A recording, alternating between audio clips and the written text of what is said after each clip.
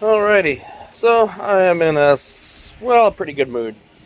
Pretty good mood because I was able to actually sit in the car, radio on. There's some CDs in there that I haven't listened to in a couple of years. Brings back some memories, but just sitting in the car um, with the gauges on, the radio on, that kind of stuff was really cool. Um, I went ahead and started messing with the pillar pod that's going to go up here, and it's just nice to sit in the car and just enjoy myself. So, where I stand right now, I'm unfortunately not going to have much time, if any, at all tomorrow to work on this. But I'm hoping that Tuesday or Wednesday I'll be able to spend some time on it. So, what I have left, I got to get the torque converter bolts in. I got to get the axles in. The axles inside of the shaft, get the brakes, all that stuff. The exhaust underneath needs to be hooked up. Obviously, coil packs on the front here. I'm not worried about motor mounts and all that other stuff right now. I'm not worried about getting tires on it right now. I do have to fill the radiator up. I do have to fill the transmission fluid up. And I already put the oil in. I am using a oil treatment in the block right now. So it's got 6 quarts loaded with a quart of oil treatment. I'm trying to think of the name of it. Highly recommended. But anyways, so it's got 6 quarts in with prime, so it should be ready to turn over. Probably going to turn it over a couple of times without fuel, then start it with fuel, let it run for probably 20-30 seconds, shut it down, and just wait for James to send me the programmer to tune it, get a base tune on it, drive it around, get it dialed in, and then should be good to go. Couple of things. I have to pick up some bolts. First of all, the bolt goes to the pickup tube. That's not the right bolt. I just put that there as a placeholder right now. I don't know where that went. It seems to be nowhere. I honestly don't know where it went. So anyway, I have to get a bolt for that. I have to get a hose, a heater hose. Jeez, oh Pete's. It's late. I'm drawing a blank. Anyway, I need to get a clamp for that. I think that's the right word for it. I don't know where that clamp went, which is kind of strange because anytime I take these off, I always take them off and run them up, and then they go tight again, so I'm not exactly sure. I looked all down there, and I can't find it anywhere, so I'm not sure what's going on with that. So I got to get one of those. Let's see, what else? I did do some repair work on where the leak is. Power steering, maybe you can see it right there.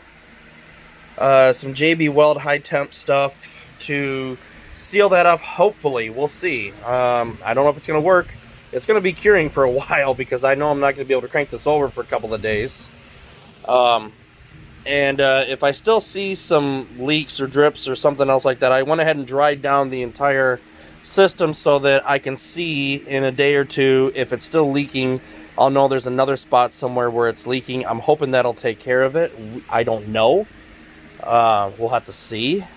But I don't feel like tearing apart the Magnasteer just to fix it. So it's going to have to do. Hopefully it will do. We'll see.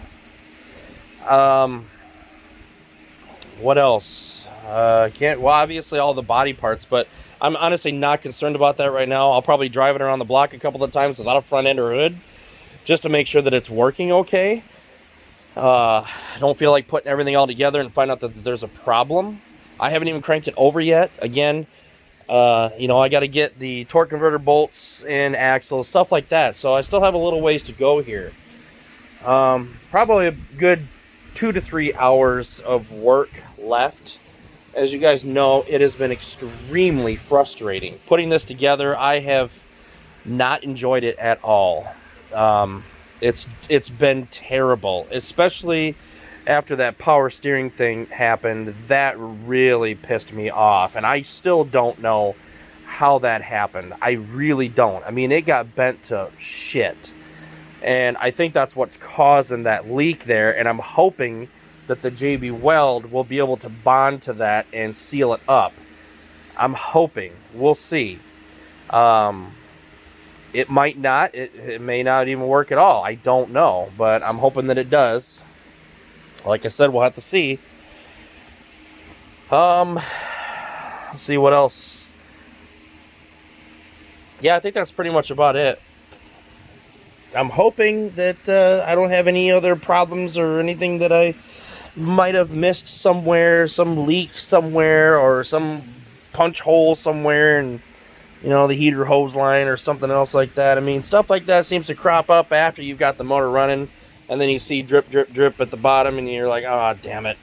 That stuff happens. I'm hoping that, I'm not going to have any issues. We'll just have to wait and see, obviously. So I'm going to do my best to get everything all put together, looking for leaks, looking for problems, looking for anything else. But I'm really, really, really looking forward to firing this thing up. Even without a tune, I'm looking forward to just firing it up. I mean, the last time that I heard this thing running, it had a bad tick because it had a spun lifter. It doesn't happen that often, but it did spin in its tray, and so there was no recovery for that. So now I've got all brand new lifters, LS7 lifters, a physical DOD delete, and too bad, so sad for the computer. This DOD here, harness, goes bye-bye, no longer needed. And so yeah, DOD is gone. For those of you who are wondering, here's my cam specs. Again, this is not too serious of a cam. I did not want something that was going to be all over the place. So I'm perfectly fine with the cam. Might add with everything with the tune, the springs and stuff. I might add 40 to 50 horse. I don't know. That's about where James thinks that I'm going to end up getting, between 40 and 50. We'll see. Only time will tell. I mean, honestly, I'm not looking for a race car anymore. You guys know that. I'm almost 40 years old now. As sad as that sounds, when I started this YouTube channel, I was almost 30. Now I'm almost 40. Oh, jeez. Boy, time really does fly, especially when you have kids. But so anyway, yeah.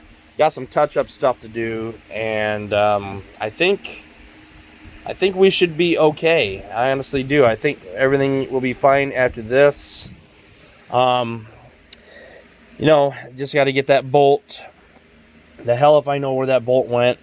It irritates me that stuff like that gets lost, but there's really nothing I can do about it. Hey, if you guys know the exact bolt, that I could just go to Home Depot and grab. If you know the exact bolt, the thread count and stuff like that, I can obviously go to Home Depot and get it, or Ace or wherever. And it was suggested that for the brake booster, obviously, I just cut off a harness and then tie one in. I don't know if this harness is universal, where it's on, many of the GM platforms here. I would think that it would be. I don't see why GM would have a special brake booster harness for just the LS4 or just the Grand Prix. So I'm assuming that it's universal, but I'll just have to see. I can go to a junkyard and cut one off. That's a pretty good idea. Just kind of find one again. If it's just for the LS, then that's going to be a little bit more difficult to find. Trying to think of what else. So yeah, I'm in a better mood now that I was able to sit and listen to some music in it. But again, it has been very painful, and it shouldn't be this painful, but it has been painful. And I'm just looking forward to getting it started up and getting it tuned. James said that he's got about a week backlog on the tuner, so I'm hoping that sometime next week. I'm really hoping that for Father's Day, I will be able to drive this. I really am. I mean, it's been so long, and I'm just really looking forward to enjoying this car again. I really am. I've missed it very, very much. To some of you, that might seem strange, but, you know, my dad was attached to a 78 Cheyenne pickup truck. And I swear to God, when we had to get rid of that truck, he cried. I remember. Sometimes there are vehicles that they're not the fastest, they're not the prettiest, they're not the most practical, but they are special in some way. And this is one of those cars to me. No, I'm not going to sleep with it. No, I'm not going to marry it. But it's just one of those cars that even in 20 or 30 years, cars will be way, way more sophisticated, way superior, probably mostly electric. And I will be enjoying this like someone enjoys a classic car. I will be enjoying this. This still has a long ways to go before it's considered a classic. I mean, we've got, this is a 2008, so it's only 12 years old by model year. But once it hits, I think, 25 years, then it'll be considered a classic, so to speak. But I am finding fewer and fewer and fewer of these on the road. I mean, when you think about it, the 4T65E was just not the right choice for this motor. They should have went with the 4T80 like they did with the Cadillac Northstar. But they didn't. And we got stuck with these. And as soon as 30 to 40,000 miles, people were having problems with these. It sucks, but that's just the way that it ended up happening. So, you know, it's got its flaws, and because of that, because people don't want to spend $3 or $4 grand rebuilding a transmission, they just go to the scrapyard. More and more of these are ending up there, so they are getting harder and harder to find. When I was first getting into the GXP line with the LS4, I saw quite a few of them out. They always made me jealous when I had the Comp G. The Comp G by itself is an unusual car. I don't regret getting rid of it, but I do see the uniqueness of the Comp G. They just didn't make too many of them. And, you know, I traded the Comp G in for this, and I've been super happy. And we've already been over this before. I could have done way more with the money with a Comp G, got way more ponies out of it. But I decided that this is what I really wanted. I wanted the V8. I'm a V8 guy. That's just the way that it is. I want the V8. So yes, I remember when I first went to YouTube about this and first did that very first video, man, there were lots of pissed off people. There were some that were like, yeah, finally. And then there were others like, oh my God, you gave up the Comp G? Oh my God. You know, it's just on and on and on. So it is what it is. I made my choice. I made my decision, and that's the way that I'm going to stick with it. So, you know, I've been more than happy with this. Yes, it has been a headache. There's no doubt about it. Transmission issues, which would have happened on the Comp G.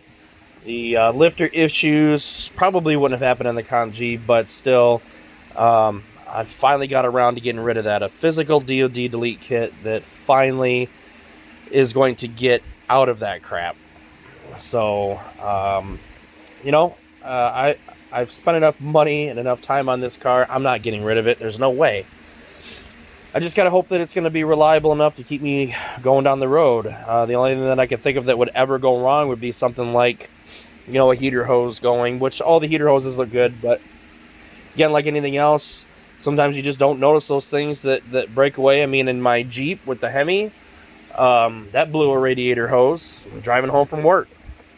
So, you know, it happens. It's just something you hope that doesn't happen, but it does happen, and you just continue on. So, you know, I'm just gonna just keep on enjoying it. So, anyway, I will update you with another video. I'm hoping that I'll get the first start on camera so that you guys can see that. It will run like shit, so don't think, you know, when you first see it, because it's got this cam in it. It's got DoD delete. The computer does not understand any of this. So when James gives me the base tune, at least it'll be able to manage. Then we'll be able to, you know, send information back and forth so that he can really dial it in and get it just right for me. I'm not going to go with anything super crazy or aggressive or anything else like that. Just a nice standard tune to give me some little extra oomph and really improve the shifts. I'm really looking forward to that. So, anyway, guys. So I'm going to head to bed here. It's getting pretty late. So, that's where I'm at. That's what I need to do. And I'm hoping that, I'm hoping that I'll be able to square this away by the end of next weekend. Hopefully James will be able to get me the tuner by the end of next week. We shall see. And I'll keep on plugging along. Thanks again for all your support. Again, if you know what that bolt is, let me know. And I will, of course, get another one of those. Oh, I'm also missing one of my exhaust bolts that's way back down there. I know you guys can't see it. One of the three that leads to the crossover, it's gone. I don't know where it's at. I looked all over. I'm hoping it's around here somewhere, so I know I'm going to have a slight exhaust leak when I go to actually run it. So I have to get another one of those bolts if you guys know where I can grab one of those. So anyway, thanks again, and as always, take care.